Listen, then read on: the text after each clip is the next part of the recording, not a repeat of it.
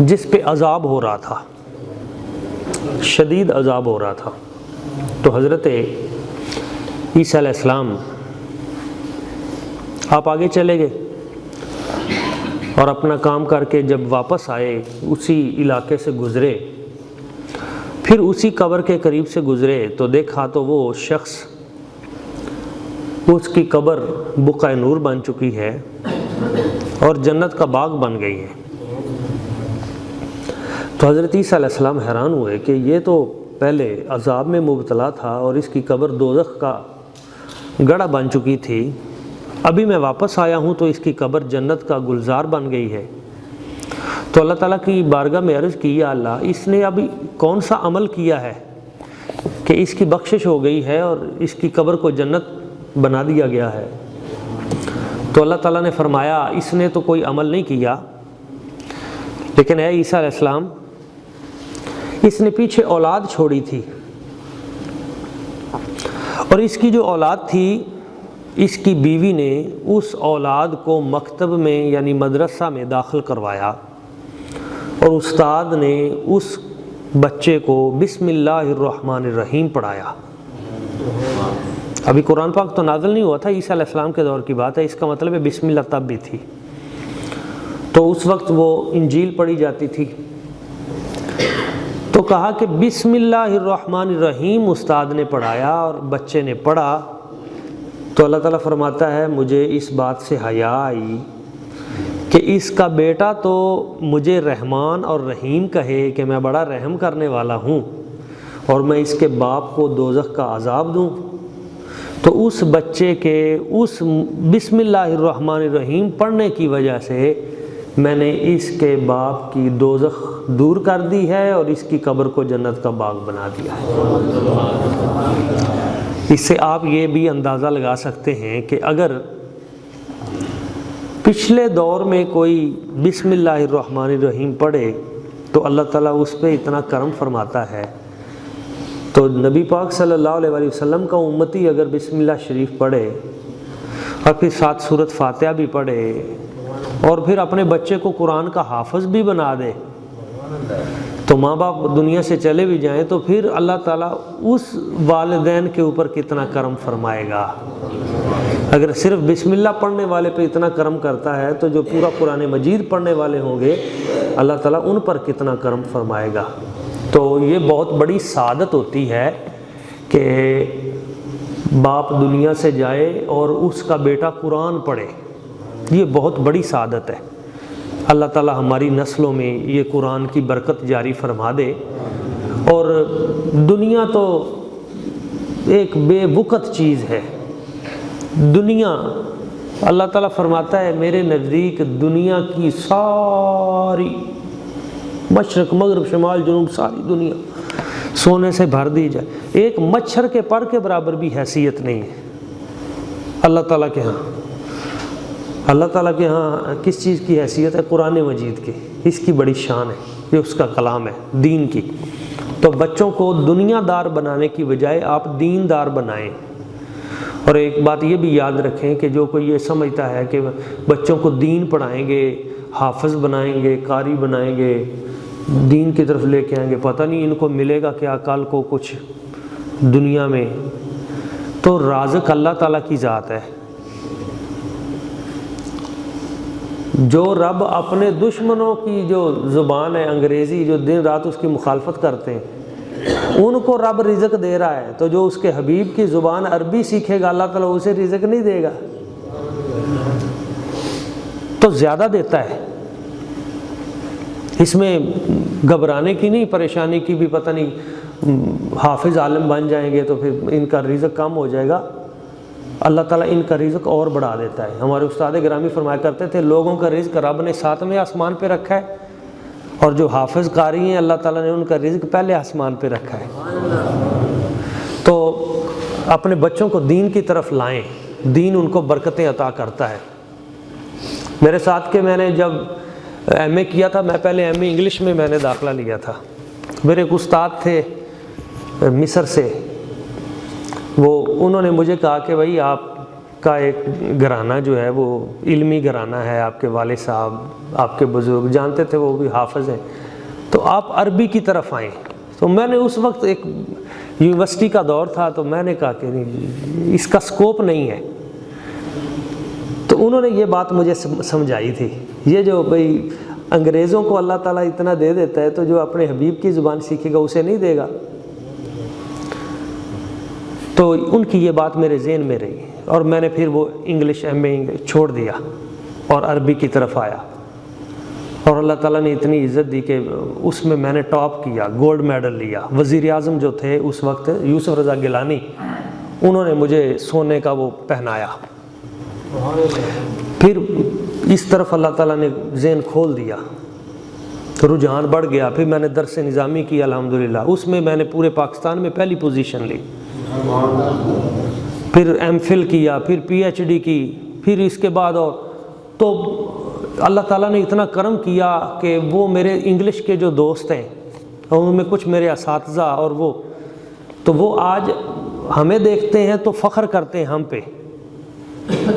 تو ہر اعتبار سے اللہ تعالیٰ نے کرم نوازی فرمائی۔ میں اس لیے عام یہ بتانے کی باتیں نہیں ہوتی، لیکن اس لیے بتاتا ہوں کہ ہمارے ہاں ایک کنسیپٹ ہے کہ نہیں دین پڑھیں گے، قرآن پڑھیں گے، اسلام، تو بھئی اس سے پھر سکوپ کیا ہوگا۔ اور ایک اور آپ کو لطف کی بات بتاؤں کہ آنے والا دور ہی دین کا ہے، سکوپ ہی دین کا ہے، مالی اعتبار سے بھی، دینی اعتبار سے بھی، اخلاقی اعتبار سے بھی، ہر اعتبار سے آنے والے دور میں۔ ابھی آپ دیکھیں کہ ہمارے ہاں کالجز میں، سکولز میں ترجمۃ القرآن ایک لازمی سبجیکٹ آ گیا ہے۔ ابھی لوگ کہتے تھے جی یہ ختم ہو جائے گی عربی، اب کیا بنے گا ان کا، تو اللہ تعالیٰ نے ایسا کرم کیا، ایک سبجیکٹ آ گیا ترجمۃ القرآن، قرآن پڑھانا، قرآن کا ترجمہ۔ اب اس کے لیے اس وقت فوری طور پہ 5 لاکھ استاد چاہیے گورنمنٹ کو، کہ ہر سکول میں بندہ رکھنا ہے، ہر کالج میں بندہ رکھنا ہے، یونیورسٹیوں میں بندے رکھنے ہیں۔ 5 لاکھ بندہ ہے نہیں۔ میں آپ کو اس کی مثال دیتا ہوں کہ اسی ہارون آباد میں عربی کی سیٹیں آئیں، 12 سیٹیں بھی عربی کی ہم نے رکھنی ہیں، وہی جو 14واں اسکیل ہوتا ہے اس پہ بھی MA عربی کرنے والے بندے آ جائیں۔ دوسری طرف انگلش کی آئیں، اب انگلش کی سیٹوں کے اوپر ہزاروں نوجوان لائنوں میں لگے کھڑے تھے، کو 10-15 جو انہوں نے رکھنے تھے رکھے، باقی چھٹی، چلو بھائی وہ ڈگریاں پکڑ کے لائنوں میں۔ عربی کی 12 سیٹیں آئیں، پورے ہارون آباد میں عربی کرنے والے 12 بندے ہی نہیں تھے MA عربی۔ تو کو 5-7 جو تھے وہ جن کے تھے جیسے تیسے بھی وہ لگ گئے، باقی سیٹیں ویسے خالی پڑی ہیں۔ ابھی 5 لاکھ سیٹیں آئیں۔ میں اس لیے کہہ رہا ہوں کہ ہمارے ہاں ایک رجحان ہے کہ میں نے بچے کو بس ڈاکٹر ہی بنانا ہے، میں نے بس انجینئر ہی بنانا ہے، میں نے پیسے کی دوڑ میں پیچھے لگ گئے۔ بھئی پہلے اس کو انسان کا بچہ بنائیں، پہلے اسے کوئی ہدایت، کوئی اس کو ادب آداب سکھائیں پہلے۔ اور قرآن مجید کبھی بھی آپ کو روکتا نہیں ہے کہ آپ اعلیٰ تعلیم حاصل نہ کریں۔ آپ دیکھیں قرآن پاک، یہ بچے ہمارے جو حفظ کر گئے، ان کو جب ہم سند دیتے ہیں، بعد بچوں کو دے دیے، اگر آپ نے اپنے بیٹے کو MBBS بھی کروانا ہے، آپ جائیں، 20 نمبر ہیں اس کے، اس سند کے، جب ایڈمیشن ہوتا ہے، داخلہ نہیں ہوتا، ایک نمبر 100 نمبر پہ بھاری ہوتا ہے وہاں پہ، کیونکہ کئی 100 نمبر سے 1 نمبر بنتا ہے جو میرٹ لسٹ بنتی ہے۔ تو اس میں حفظ کی سند سب جب ساتھ لگتی ہے، حافظ ہو تو اس کا میڈیکل میں داخلہ ہو جاتا ہے، 20 نمبر اکٹھے، یعنی سینکڑوں نمبر اس کو اضافی مل جاتے ہیں۔ لوگ کہتے ہیں نہیں جی حفظ کرنے سے، اب تو تمہارا آرمی چیف بھی حافظ ہے۔ اب اس کی خوبیاں خامیاں اس طرف میں نہیں جاتا، لیکن میں اس اعتبار سے بتاتا ہوں کہ قرآن کا حفظ جو ہے، بندہ سمجھے کہ یہ بندے کو آگے نہیں لے جاتا، تو سب سے آگے جو بندہ ہے قرآن برکت دیتا ہے۔ اور یہ دنیا کی برکتیں کیا ہیں؟ اصل برکت تو مرنے کے بعد پتہ چلے گا کہ قرآن کی کتنی برکتیں ہیں، اصل تو برکتیں بعد میں ظاہر ہوتی ہیں۔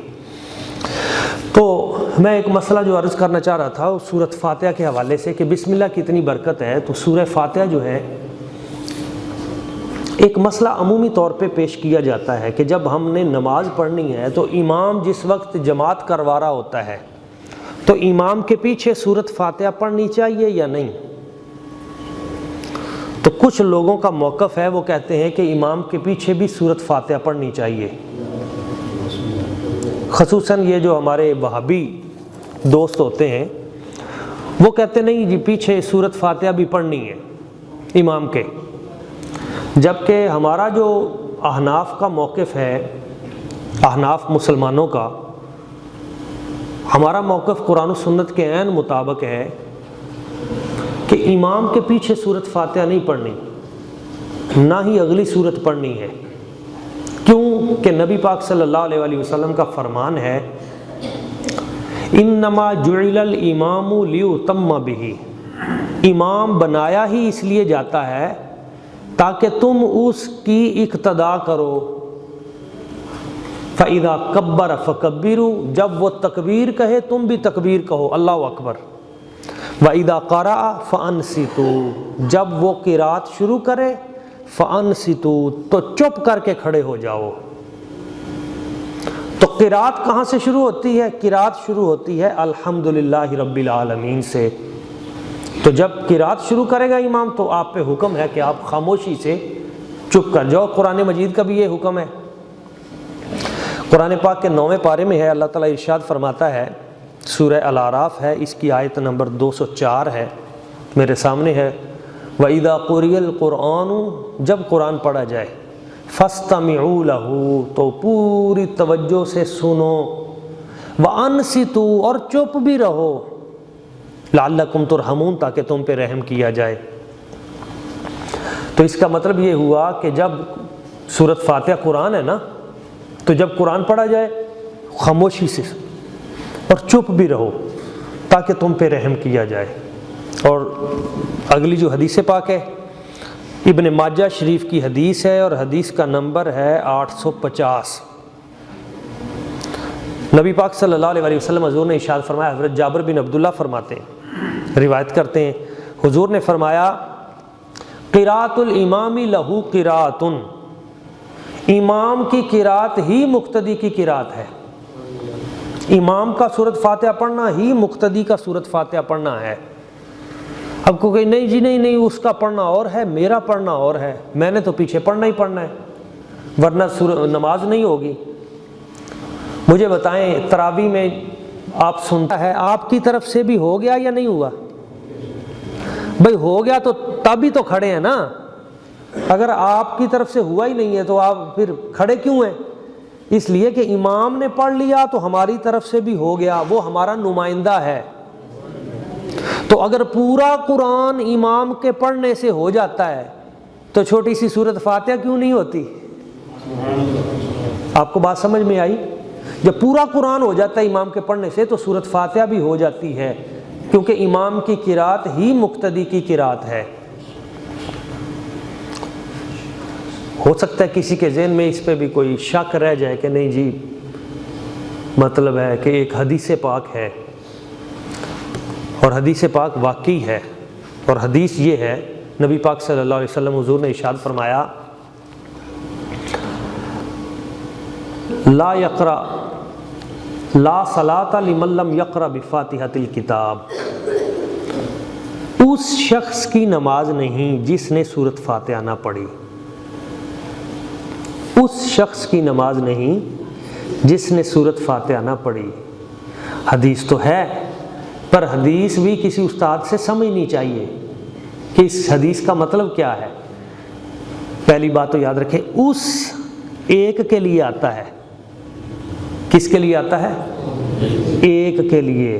ان کی نماز نہیں جنہوں نے سورۃ فاتحہ نہ پڑھی، یہ نہیں ہے۔ اس ایک شخص کی نماز نہیں جس نے سورۃ فاتحہ نہ پڑھی، یعنی اکیلا شخص جب پڑھے گا تو جب تک سورۃ فاتحہ نہیں پڑھے گا اس وقت تک نماز نہیں ہوگی۔ آپ کو بات سمجھ میں آ گئی کہ یہ اکیلے شخص کے لیے ہے، امام اور مقتدی اکٹھے ہوں ان کے لیے نہیں ہے۔ کیوں کہ امام کی سورۃ فاتحہ ہی مقتدی کی فاتحہ ہے، جیسے امام کی قرات ہی مقتدی کی قرات ہے، امام کا پورا قرآن ہی مقتدی کا قرآن ہے، تو امام نے سورۃ فاتحہ پڑھ لی تو پیچھے سارے مقتدیوں کی طرف سے بھی ہو گئی۔ امید ہے بات سمجھ میں آ گئی ہوگی۔ ایک اور دلیل دے دوں تاکہ بات اور اچھے طریقے سے سمجھ میں آ جائے۔ جو شخص نماز میں شامل ہونا چاہتا ہے، وضو کرتا ہے، ادھر امام صاحب نے جماعت کھڑی کروا دی، تو آپ مجھے بتائیں گے کہ وہ اس رکعت میں کب تک شامل ہو سکتا ہے کہ اسے رکعت مل جائے؟ جی بتائیں گے کوئی؟ رکوع تک۔ رکوع تک اگر کوئی باہر سے بندہ آیا، ایک مسئلہ بھی سمجھ لیں کہ ہمارے ہاں بعض لوگ وضو کر کے پھر بھاگ پڑتے ہیں، بھاگنا نہیں چاہیے، سکون سے آئیں، تھوڑا سا تیز ہو جائیں۔ امام صاحب رکوع میں چلے گئے ہیں تو سیدھا آتے ہی ایسے رکوع میں نہ جائیں، بلکہ سیدھے آتے ہی تکبیر کہیں، ایک لمحے کے لیے ہاتھ باندھیں، کھڑے ہو، پھر دوسری تکبیر کہہ کے رکوع میں جائیں، یہ بہتر طریقہ ہے۔ اچھا، جب آپ اس طرح کہہ کے لمحہ رک کر پھر آپ رکوع میں گئے، آپ کی کمر اور امام کی کمر اگر اکٹھی ہو گئی، دونوں کی کمر برابر ہو گئی، امام کے اٹھنے سے پہلے پہلے آپ رکوع میں چلے گئے اور آپ کی اور اس کی کمر ایک لمحے کے لیے بھی برابر ہو گئی، تو آپ کو وہ رکعت مل گئی، آپ کو وہ رکعت۔ اس میں کوئی اختلاف ہے؟ کوئی اختلاف نہیں۔ من ادرک الرکوع فقد ادرک الرکعہ، جس نے رکوع پا لیا اس نے رکعت پا لی، اور جس نے سجدہ پایا اس کی وہ رکعت نہ ہوئی۔ اب میرا ایک سوال ہے عقل مند بندوں سے کہ آپ آئے دوڑے ہوئے، جلدی سے آپ نے ہاتھ تکبیر کہی اور رکوع میں شامل ہو گئے، آپ کی رکعت ہو گئی۔ سوال یہ ہے کہ سورۃ فاتحہ تو پڑھی نہیں تھی۔ اگر سورۃ فاتحہ پڑھنی لازمی ہوتی مقتدی کے لیے، اس کے بغیر نماز نہ ہوتی، اور مقتدی کے لیے الگ سے سورۃ فاتحہ پڑھنی لازمی ہوتی، تو سورۃ فاتحہ تو آپ نے پڑھی نہیں، پھر رکعت کیسے ہو گئی؟ امام نے پڑھ لی۔ یہ ہے اصل مسئلہ کہ چونکہ امام جو ہے اس نے پڑھ لی ہے، تو امام کی سورۃ فاتحہ ہی مقتدی کی سورۃ فاتحہ ہے، امام کی قرات ہی مقتدی کی قرات ہے، تو جب اس نے پڑھ لی اس کی طرف سے ہو گئی تو ہماری خود بخود ہی ہو گئی۔ یہ مسئلہ ہے سمجھنے والا، اور اس پہ مناظرے بھی بڑے ہوئے ہیں۔ امام اعظم ابو حنیفہ کے دور میں بھی مناظرہ ہوا، بڑی دلچسپ بات ہوئی۔ امام اعظم ابو حنیفہ رحمۃ اللہ تعالی علیہ آپ کے پاس آ گئے کچھ مولانا، اور انہوں نے آ کے کہا کہ جی سورۃ فاتحہ کے بغیر نماز نہیں ہے، تو کافی سارا گروہ تھا، تو آپ نے فرمایا ٹھیک ہے آپ کیا چاہتے کیا ہیں؟ انہوں نے کہا جی ہم مناظرہ کرنا چاہتے ہیں۔ آپ نے فرمایا ٹھیک ہے آپ مناظرہ کر لو، لیکن یہ ہے کہ آپ میں سے کون ہے بڑا جو مناظرہ کرے گا؟ تو انہوں نے ایک اپنا بڑی لمبی داڑھی والا آگے کر دیا، انہوں نے کہا جی یہ ہمارا مناظر ہے۔ آپ نے فرمایا اس کی جیت تمہاری جیت ہوگی؟ انہوں نے کہا جی بالکل۔ فرمایا اس کی ہار تمہاری ہار ہوگی؟ انہوں نے کہا جی بالکل۔ کہا اس کی دلیل تمہاری دلیل ہوگی؟ انہوں نے کہا بالکل۔ اچھا جو یہ کہے گا وہی تمہاری طرف سے؟ انہوں نے کہا جی یہ ہمارا نمائندہ ہے، یہ ہمارا نمائندہ ہے، اس کی جیت ہماری جیت، اس کی ہار ہماری ہار، جو یہ فیصلہ کر دے، جو یہ ہماری طرف سے، ہماری زبان اس کی زبان، تو جو یہ بولے وہ ہماری طرف سے۔ آپ نے فرمایا بس مناظرہ ختم ہو گیا؟ انہوں نے کہا جی مناظرہ تو شروع بھی نہیں ہوا۔ فرمایا بھائی یہی تو کام ہے امام کا، کہ امام بھی ایک پورا وفد لے کر اللہ تعالیٰ کی بارگاہ میں حاضر ہوتا ہے، نمائندہ ہوتا ہے، تو امام کی زبان مقتدیوں کی زبان، امام کی دلیل مقتدیوں کی دلیل، امام کی فاتحہ سارے لوگوں کی فاتحہ۔ تو جب ملک کا کوئی سربراہ دوسرے ملک کے وفد سے ملنے جاتا ہے تو چند لوگ جاتے ہیں، جا کے جب وہاں پہ بات چیت ہوتی ہے تو سارے بات کرتے ہیں؟ نہیں، ایک ان کا نمائندہ ہوتا ہے، وہی آگے بڑھ کے بات کرتا ہے۔ وفد میں ڈیلیگیشن جب جاتا ہے تو ایک ہی بات کرتا ہے نا، ہر بندہ اپنی اپنی تو نہیں بین بچاتا۔ تو وہ ایک کی بات پورے ملک کی بات ہوتی ہے، ایسے امام کی فاتحہ ساری مقتدیوں کی فاتحہ ہے۔ تو اس پہ بہت ساری احادیث اور بھی ہیں، لیکن صرف وقت کی قلت یہ چند باتیں آپ دوستوں تک پہنچا دیں کہ اس مسئلے میں بھی الجھنے کی کوشش نہ کریں، سمجھنے کی کوشش کریں کہ جب پورا قرآن مجید امام کی طرف سے ہو جاتا ہے تو پھر سورۃ فاتحہ بھی امام کی طرف سے ہو جاتی ہے۔ ہم سورۃ فاتحہ کے منکر نہیں ہیں، ورنہ سورۃ فاتحہ کی اتنی برکتیں کیوں بیان کرتے؟ ہم اس لیے کہتے ہیں کہ خود نبی پاک صلی اللہ علیہ وآلہ وسلم حضور نے ایک مرتبہ سلام پھیرا اور آپ ناراض ہوئے، غصے میں آئے اور فرمایا تم میں سے کون ہے جو پیچھے سے پڑھ رہا تھا اور مجھے شبے میں ڈال رہا تھا؟ تو کہا جی کچھ بندے جو ہیں وہ پیچھے قرآن پاک پڑھ رہے تھے نماز میں اپنا۔ تو حضور نے فرمایا نہیں، خبردار، امام کی قرات ہی مقتدی کی قرات ہے۔ تو یہ خود سرکار کا فرمان ہے اور اس پہ احادیث ہیں اور پوری امت شروع سے اس پہ عمل کرتی چلی آ رہی ہے۔ اللہ تعالیٰ کی بارگاہ قدس میں دعا ہے اللہ تعالیٰ ہمیں اس مسئلے کو سمجھنے کی توفیق عطا فرمائے، اور جو صحیح رستہ ہے اہل سنت کا اللہ تعالیٰ ہمیں اسی پہ رکھے اور اسی پہ ہمیں موت عطا فرمائے۔ کل ایک اس سے بھی اہم مسئلہ ہے جس پہ انشاءاللہ تعالیٰ سورۃ فاتحہ کی روشنی میں بات ہوگی، تمام دوست ضرور اس میں تشریف رکھیں۔ یہ رمضان المبارک کی برکتوں والے دن ہیں، سیکھنے سکھانے کے دن ہیں، اور ایک مسئلہ بھی اگر کوئی سیکھتا ہے تو اسے کئی 100 سال کی عبادت کا اللہ تعالیٰ اجر عطا فرماتا ہے۔ اللہم صلی علی